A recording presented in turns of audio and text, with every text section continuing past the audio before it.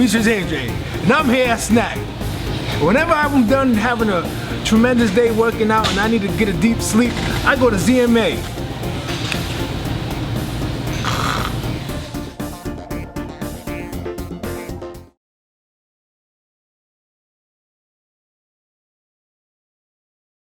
You can't just take a deal right off the bat. You got to let it marinate and let it sink in for a little bit, and that's what we did.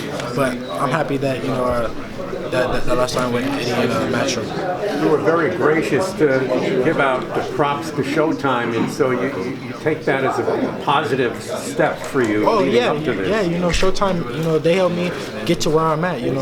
I couldn't thank them enough for giving me the opportunity to fight on Showtime. And headline. And what do you think Moran next, unless the ruling changes? What do you think of him as a fighter? He's fought guys like Jose Pedraza and other top fighters. Yeah, Moran, he's a tough opponent. I feel like he's going to bring out the best in me. He went in there, he put up a good fight with Jose Pedraza. It was a close fight on the scorecards, and it was actually a close fight. So I feel like he's going to bring the best out of me, and it's going to be a good fight. Now, Eddie, obviously the WBC has to make a ruling with Devin being at number 3. You mentioned a date of July 27th. Now, do you have a location or possible locations? Not yet, no. It was due to be a Maurice Hook fight card in Dallas, but we might move it to the East Coast, or we'll look wherever. We just got to really stay focused on May 25th. We've made it very clear to the WBC that we are available to fight for the title. Don't think that this is going to stop us from fighting for the title. So that's really the focus for Devin Haney, is to become WBC World Champion. We already have an agreement with both fighters to do that fight. I spoke to Luke Campbell this morning. He wants to fight Devin Haney, and Devin Haney wants to fight Luke Campbell. It's a really, really good fight between two very skilled 135-pounders. So, we feel like we can move straight into that fight with no obstructions, and hopefully we can get it over the line. And it would be in the United States, it sounds like? Yes, it would be, yeah. Will Luke be in town this weekend? No, he's not in town. He's training. He's just started camp for that date. So he knows that fight's going to be in America.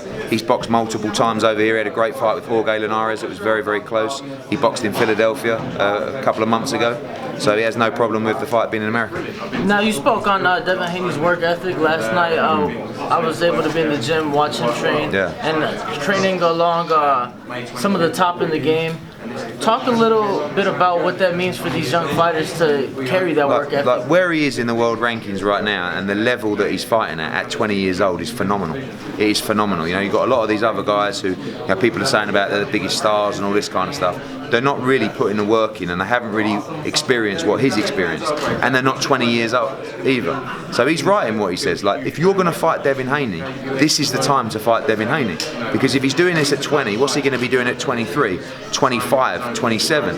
And sometimes the worry is he's moving too fast, but that's how they want to move. And I don't tell a fighter how they move, they tell me how they want to move, and the training team and the management tell me how they want to move. And the instructions I'm getting is, let's go, let's fight for the title. And listen, for me, that's a lot of fun. I don't really want to give him marking time fights. He don't want marking time fights.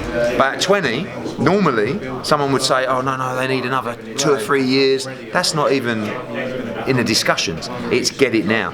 When the Abdullayev fight fell through, Bill said to me, tell the WBC to make the next available. That's Teofimo Lopez. I said, Bill, you don't want to fight Teofimo Lopez for a final eliminator. He said, why not? I said, well, that's a big fight. Like, we could, in time. No, get him now. Get him now. Like, that's the mentality of the team, and that's inspiring to work with. And it's great news for fight fans that this guy is willing to fight everybody now. Now, when you say that you let the fighter tell you how he wants 100%. to move, Tevin Farmer was actually in the gym with us last night as well, and Devin jokingly, but also serious, he's like, I want to fight more than Tevin. And obviously Tevin's been very active since signing with you. Is that good? I mean, once you become champion, because it's like... Activity is key for a fighter, right? So they want to fight as often as possible. It doesn't mean you should just fight and get tired and not be able to run proper camps. But you look, Tevin is a guy who we use as a shining example for what we're doing with DAZN. There's too many fighters out there who've been too inactive, fighting once a year, twice a year. He should be fighting 5 or 6 times a year, even for championship bouts. So he's 20 years old, but obviously his team will dictate to me how frequently he wants to box. The message I'm getting is very, very frequently. And we have the platform, we have the dates where he can box, not just in the US, But in the UK, he's building a big fan base in the UK, globally as well. All his fights are going to be distributed to all our major networks around the world. We can take him anywhere in the world. Of course, US is the focus, but he has an opportunity and the ability to be a global star. And Tevin, do you want to, or Devin, do you want to fight in? You got me on that one. Do you want to fight in Vegas? As being that you live here, we haven't seen you of course, build a home. I was base actually here. supposed to be on this card against our Abdullah, but it didn't fall through. You know, he's pursuing Ramadan, as Eddie said. You know, but of course, you know, my time's gonna come when I'm gonna fight in Vegas, when I'm gonna be in a big fight in Vegas. So it's no rush. You know, when the time comes, I'm gonna be ready. How involved are you in the promotional end of it? Because a lot of fighters do it, but they're more established. You're a young guy now, and you have to keep your eye on the prize. Is that going to take something away from you, maybe? I don't think so. You know, like I said up there, you know, I'm very focused on the sport of boxing. You know, that's pretty much it. He's probably going to be signing a great talent roster. They've all been phoning him up since he signed, saying, "Get me a deal, get me a deal." Yeah. So you know, I think he's got a potential and build to guide these guys in the right direction. Eddie, we hear often too much, you know, fighters not having the right promoter, correct? Perfect example, you know, Tevin had to go through adversity to get to where he's been at. Devin being self-promoted and working with you in a co-promotional deal. The promoter is important, but can you tell us how important it is, you know, for Devin and how great of, you know, his speaking skills and the way he carries himself, the way he's able to communicate. A lot of fighters aren't able to do that with media and press. But at the end of the day, the way that you grow a sport, the way you grow your own brand, is to be an ambassador, is to have everything from being a cool guy, being inspirational, being aspirational, and being able to appeal to different genres, age groups, sexes, like everything. So like I look at Devin in a way similar in many ways to Anthony Joshua, in that he's a guy that can appeal to everybody. So young guys, young little boys, little girls at school, I want them to be saying, I want to be like Devin Haney. Like, he's the cool cat out there in the division. He's the guy in boxing and people, older men, my age, in that Devin Haney, he's the man. You know, women, oh my God, Devin Haney, oh I love Devin Haney. And they're turning up to shows. That's what Joshua's done. The grandparents, I love Joshua, oh Joshua. And that's what I think Devin Haney can do. To do that, you have to make him as accessible as possible. You have to make sure that we get him in front of you guys as much as possible. But when he talks like he does, he looks like he does, and he fights like he does, it's very easy. Because you haven't got to say, come on, you got to do this, you got to do it. You just got to put him out there. And his skills will tell the story, but the way he talks, his own story. You know, he's, like I said up there, his work ethic, that's the one thing that inspires me a lot, because I'm going to be putting the hours in non-stop, not physically, but mentally and emotionally for Devin Haney. So there'll be times where I might not sleep to make sure that I get deals done for Devin Haney. You sleep? Very rarely. But it's he sleeps about an hour a night. Exactly, that's right, because I'm motivated for my fighters. But you can only be motivated for your fighters when they motivate you. And when you've got a relationship with them where I want to do everything I can to give him the opportunities. As I said to him the other day, I can only give you the opportunities and then it's over to you. You know, Luke Campbell is with Matchroom, Devin is with Matchroom, and I said to both guys, like, I love you both.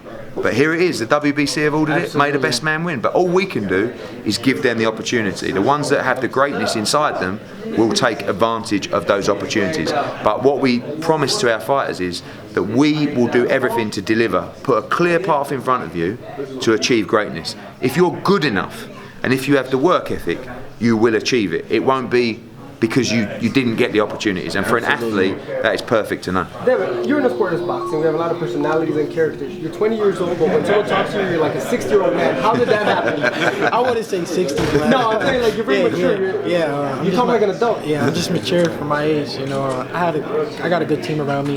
You know, I came through the amateur ranks. You know, through the Olympic system. So they taught me a few things. You know, and I don't know, what can I say? I'm just blessed. 5 years ago, I was at the gym with you and Floyd, and we sat down and had a good conversation. How much of an impact has Floyd Mayweather been on your career? Oh, he's been a huge impact. You know, coming up from 8 years old to still to this day. You know, being around him, you know, is a blessing. You know, he's taught me so much in and outside of the ring. What car are you buying now with the big check that Eddie just He's already got a nice car. I was in it the other day. Maybe a Lambo. Well, you know, after the fight, you know, right now, you know, I'm just focused on the fight, and then after the fight, you know, I'm gonna buy me something nice. I don't know yet though. I think it's always good in life to set yourself targets. Yeah. So you signed a big deal, but you haven't achieved anything yet. Yes. Other than commercial. Yes. So the first thing is the title.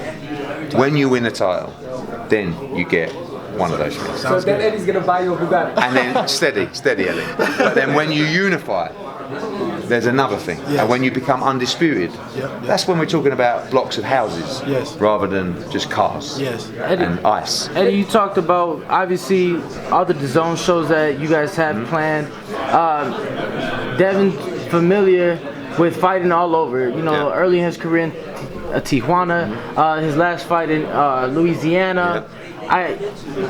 What do you think he can do in the UK? Because when people talk about last week, it came up about, well, who's the biggest star in boxing? And somebody was arguing Canelo with you, and you were arguing for AJ. Well, somebody could say maybe AJ on that end of the hemisphere, Canelo on this one. Do you feel like Devin could be on both? 100%. I mean, we need to develop him into a star.